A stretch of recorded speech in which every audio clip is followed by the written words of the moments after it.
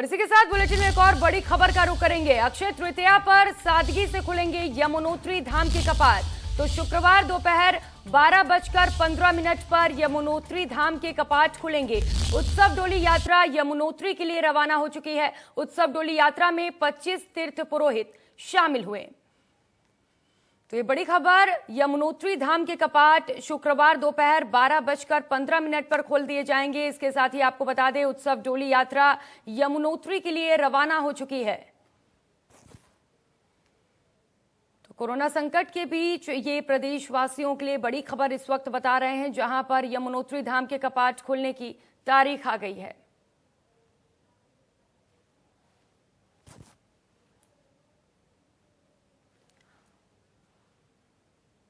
और किशोर रावत हमारे bureau chief हमारे साथ जुड़ चुके हैं और भी ज्यादा जानकारी लेंगे। किशोर, सबसे पहले बात करेंगे लगातार बढ़ते कोरोना संक्रमण को लेकर, क्या कुछ वो वजह है आखिरकार जिसके चलते जो संक्रमण की रफ्तार है वो कम नहीं हो रही है?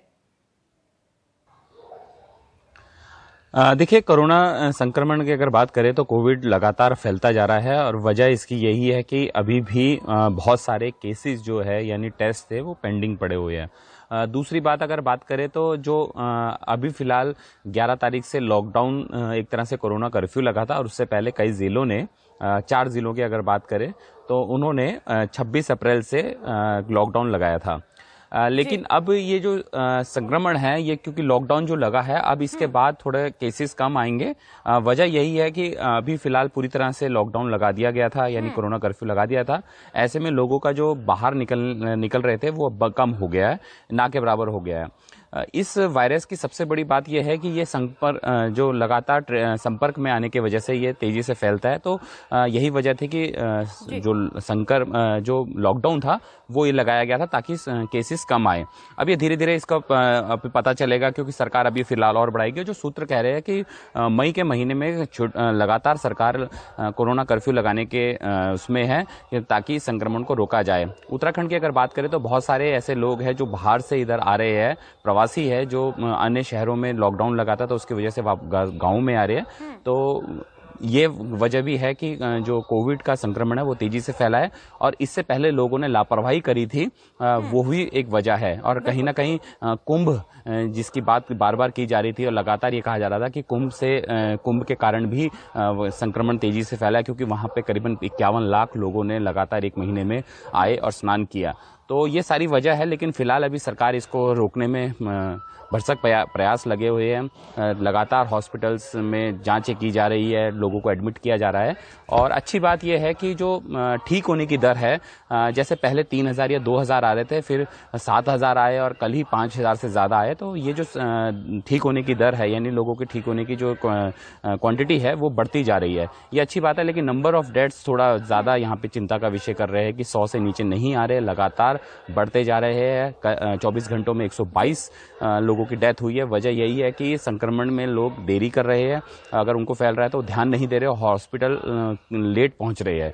तो ऐसे में लोगों को ध्यान रखना होगा कि अगर उनको कुछ भी ऐसे सिम्टम आते हैं, खासकर इसमें अगर बुखार आता है तो उसको हल्के में ना ले। लोग अक्सर क्या कर रहे हैं, बुखार की दवाइयां खा ले रहे हैं, तो उससे वो संक्रमण का बचाव नहीं हो पा रहा है। तो लोगों को अगर बुखार आता है तो तुरंत उन्हें अस्पताल जाना चाहिए। जी बिल्कुल किशोर, कई बड़ी वजह है जिसके वजह से लगातार जो आंकड़े हैं वो बढ़ रहे हैं।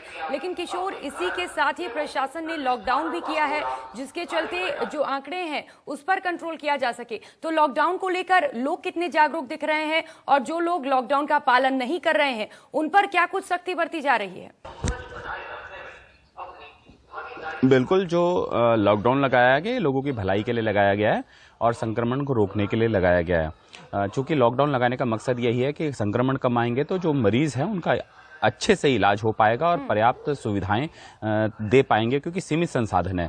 दूसरी बात, कार्रवाई की बात करें तो चालान किए जा रहे हैं और लगातार लोगों के खिलाफ चालान किए जा रहे हैं। उनके आपदा जो अधिनियम है उसके एक्ट के अनुसार चालान किए जा रहे हैं और लोगों को समझाया भी जा रहा है। पहले पुलिस समझा रही है और लोगों से अपील कर रही है कि बेवजह बाहर ना निकले। लगातार लोग बाहर निकल रहे हैं, उनकी वजह उन पर सख्त कदम उठाए गए और इसके साथ ही राज्य सरकार ने एक सबसे बड़ा कदम उठाया है कि जो काला कालाबाजारी कर रहे हैं। ज्यादातर जब आपदाएं आती तो लोग अवसर ढूंढते हैं, बहुत सारे ऐसे असामाजिक तत्व होते हैं, राशन महंगा कर देते हैं, दवाइयां महंगी कर देते हैं, मास्क जो सबसे ज्यादा जरूरी है उसको महंगा कर देते हैं, सैनिटाइजेशन जो सैनिटाइज की बोतलें होती है उनको महंगा कर देते हैं। तो ऐसे में कालाबाजारी रोकने के लिए सरकार ने बेहद जरूरी कदम उठाया और कई मुकदमे इसमें दर्ज किए और गंभीर धाराओं में मुकदमे दर्ज किए और साफ कहा है कि अगर कालाबाजारी की जाएगी तो उसको किसी भी हालत में बर्दाश्त नहीं किया जाएगा। लोगों से अपील की गई है कि अगर आपको ऐसा कोई दिखता है जो कालाबाजारी कर रहा है या ऊंचे दामों पर सामान बेच रहा है, जो तय रेट है यानी एमआरपी से ज्यादा दामों में बेच रहा है, तुरंत उसकी शिकायत की जाए और उसके खिलाफ कार्रवाई की जाएगी। तो ये सारे महत्वपूर्ण कदम हैं और लोगों को भी समझना चाहिए कि सब सरकार अब चूंकि सरकार भले ही देर से आई लेकिन फिलहाल अब सरकार जब काम कर रही है, लोगों की जान बचाने के लिए लगातार प्रयास कर रही है, तो ऐसे में लोगों को भी साथ देना होगा, लोगों को घरों में ही रहना होगा। जब तक सरकार ये लॉकडाउन लगाया है तब तक तो घर में रहें वो। जी बिल्कुल किशोर, ये बिल्कुल सही बात कही आपने कि लोग लगातार आपदा को अवसर में बदल रहे हैं। इस बीच लगातार जो जरूरी दवाइयां हैं उनके कालाबाजारी का मामला सामने आ रहा है, तो इसको भी बात करेंगे कि लगातार इसके लिए कार्रवाई की जा रही है। तो अब किस तरीके के माहौल बने हुए हैं, क्या अभी भी इस तरीके से लगातार मामले सामने आ रहे हैं?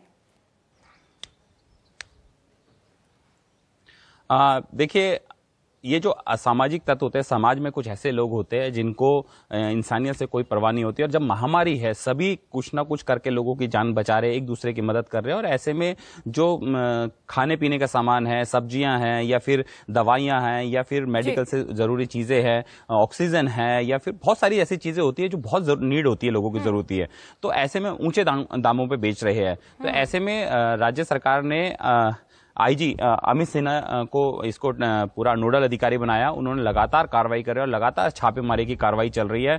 हल्की सी भी शिकायत आती है वो उसको चेक करते हैं, अगर वाकई उन्होंने सामान ज्यादा महंगे दामों पे बेचा है या कालाबाजारी करी है तो उस पर तुरंत कार्रवाई होती है और तुरंत एक्शन हो जा रहा है। ये बिल्कुल कड़े निर्देश है कि कालाबाजारी के मामले में कोई कोताही नहीं बरती जाए और तुरंत मुकदमा दर्ज किया जाए। इसके साथ ही एक चीज और सामने आई थी, जिस तरीके से पिछले दिनों में रेमडेसिविर के जो नकली इंजेक्शन बनाए जा रहे थे, दवाइयां नकली बनाई जा रही थी, नकली सैनिटाइज बना, उस पे भी लगातार कार्रवाई की जा रही है और साफ इसमें कानून में भी है कि कार्रवाई की जा रही है। इस बीच अब कोरोना काल में यमुनोत्री धाम के कपाट भी खुलने हैं, शुक्रवार को कपाट खोल दिए जाएंगे। इसको लेकर क्या कुछ तैयारियां हैं? देखिए, उत्तराखंड की 4 धाम यात्रा यानी गंगोत्री, यमुनोत्री, केदारनाथ, बद्रीनाथ के शुरुआत हो चुकी है। अक्षय तृतीया यानी आज है और आज ही के दिन सबसे पहले कपाट खोले जाते हैं। हालांकि अगर कोविड नहीं होता तो ऐसे में एक भव्य आयोजन होता था और ऋषिकेश, हरिद्वार से हमेशा 4 धाम यात्रा की शुरुआत की जाती थी। लेकिन अब कोविड काल है तो ऐसे में भगवान के कपाट जरूर खोले जा रहे हैं, जो उनका टाइम फिक्स किया गया है, यानी जो विधि विधान से टाइम फिक्स किया गया उसी के अनुसार कपाट खोले जाएंगे। यात्रा बिल्कुल तरह से बंद है, सिर्फ जो तीर्थपुरी समाज है और जो उससे जुड़े अधिकारी है, जो मंदिर समिति से जुड़े अधिकारी है, वही पहुंचेंगे। आज यमुनोत्री के 12:15 पर यमुनोत्री के कपाट खुलेंगे, यानी आज से शुरुआत हो जाएगी उत्तराखंड 4 धाम की। फिर उसके बाद कल गंगोत्री के है, इसके बाद 17 तारीख को केदारनाथ जी के है, फिर बद्रीनाथ जी के 18 तारीख को है। तो यानी ये कपाट खुल जाएंगे और आज अगर बात करें तो 12:15 पर मां यमुनोत्री के कपाट खुलेंगे। 25 यहाँ पर लोगों को इजाजत दी गई है। 25 ये वही लोग हैं जो पंडा समाज और पुरोहित समाज जो वहां के पूजा अर्चना करते हैं, वही लोग पहुंचेंगे। इसके साथ डीएम और तमाम जो अधिकारी है वो पहुंचेंगे। तो बिल्कुल सोशल डिस्टेंसिंग का पालन किया गया है, कोविड के जो नियम है उसका पालन किया गया है। बाहर के लोगों को फिलहाल कोई इजाजत नहीं है कि वो वहां पर पहुंचे। जब तक हालात सामान्य नहीं होते तब तक इसी तरीके से पूजा अर्चना चलेगी और इसी तरीके से फिलहाल यात्रा चलने वाली है। जी किशोर, उत्सव डोली यात्रा भी यमुनोत्री के लिए रवाना हो चुकी है। इसमें 25 तीर्थ पुरोहित शामिल हैं। तो वहां पर कोरोना ना फैले, इसको लेकर क्या कुछ तैयारियां हैं, क्या कुछ बंदोबस्त देखने को मिल रहे हैं? बिल्कुल, जैसे ही कोविड का संक्रमण तेजी से शुरू हुआ था और जिस तरीके से एक गाइडलाइन आई थी उसमें जो तमाम ये तीर्थपुरोहित समाज के लोग हैं इन सबके आरटीपीसीआर टेस्ट किए गए थे और फिर फिलहाल इनको 14 दिन तक होम क्वारंटाइन में रख दिया गया था, ताकि जब ये 14 दिन बाद जब ये उत्सव डोली में शामिल हो या मंदिर के कपाट में शामिल हो तो संक्रमित ना हो। ऐसे में उत्सव डोली जो अगर बात करें खरसाली से उत्सव डोली जाती है मां यमुनोत्री की, वहां से वो खरसाली से उत्सव डोली निकल चुकी है और और वो माँ यमुनोत्री के धाम पहुंचेगी। लगभग 5 किलोमीटर की खड़ी चढ़ाई है, काफी लंबा रास्ता है। उसको पार करने के बाद वो वहां पहुंचेगी और कपाट विधि पूर्वक से खोल दिए जाएंगे। और इसके एक तरह से यमुनोत्री जी के कपाट खुलने के बाद सीधा एक उत्तराखंड की चारधाम यात्रा शुरू होती है। और 25 लोगों को इसमें इजाजत दी गई है, जो तीर्थ पुरोहित समाज है, जो वहां के पूजा अर्चना करने वाले हैं, क्योंकि कपाट खुलने के बाद फिर पूजा अर्चना उसी तरीके से चलेगी जिस तरीके से आम दिनों में चलती थी। लेकिन यात्रा नहीं हो पाएगी, ये थोड़ा विषय अलग है, क्योंकि उत्तराखंड की आर्थिकी की बात करें तो 30% से ज्यादा आर्थिकी उत्तराखंड की चारधाम यात्राएं और अन्य जो धाम खुलते हैं उनकी यात्राओं से होती थी। लेकिन फिलहाल ये जरूर है कि संक्रमण काल है, महामारी फैली हुई है, तो ऐसे में फिलहाल इजाजत यही दी गई है कि सिर्फ कपाट खुलेंगे और कपाट में विधि विधान से पूजा अर्चना होगी और लोगों को फिलहाल दर्शनों की इजाजत नहीं है। जी बिल्कुल किशोर, यात्रा नहीं हो पाएगी और कहीं ना कहीं भक्तों के लिए खासा उत्साह का समय होता था। चार धाम को लेकर भक्त काफी उत्साह में रहते थे, तो भक्तों के बीच किस तरीके से मायूसी है? देखिए, मायूसी हर किसी में है जो आस्था रखता है भगवान में और जो वहाँ जाना जाता है। चार धाम में बहुत लोग आते थे और पूरे देश भर से नहीं बल्कि विदेशों से भी लोग आते थे और एक अनुभूति होती थी वहाँ जाकर भगवान के दर्शन करने की। लेकिन ये आपने सही कहा कि मायूसी है, लेकिन इसके लिए राज्य सरकार ने ऑनलाइन दर्शन के लिए प्रावधान किया गया है। ऑनलाइन किया जाएगा। वहाँ पर जो उत्तराखंड की चार धाम की वेबसाइट है उसमें जाके वो अपना पंजीकरण करा सकते हैं, पूजा अर्चना करा सकते हैं। ऑनलाइन के माध्यम से वो पूजा अर्चना के दान दे सकते हैं। किस तरीके से उनकी अगर पूजा अर्चना करनी है, किस तरीके से यज्ञ करना है, उनके लिए पाठ करना है, ये सभी ऑनलाइन की व्यवस्था की गई है। पिछले साल भी की गई थी, पिछले साल से, क्योंकि पिछले साल भी कोविड का इसी तरीके से चारधाम यात्रा नहीं हो पाई थी। हालांकि उसके बाद सितंबर के बाद थोड़ी चारधाम यात्रा थोड़ी शुरू हुई थी, लोग पहुंचे थे। लेकिन ये है कि अब सबसे बड़ी बात यह है कि ऑनलाइन पूजा अर्चना जरूर कर सकते हैं, भगवान के दर्शन कर सकते हैं। जिनकी मनोकामनाएं, जो आस्था रखता है, वो जरूर चारधाम की वेबसाइट पर जाकर अपनी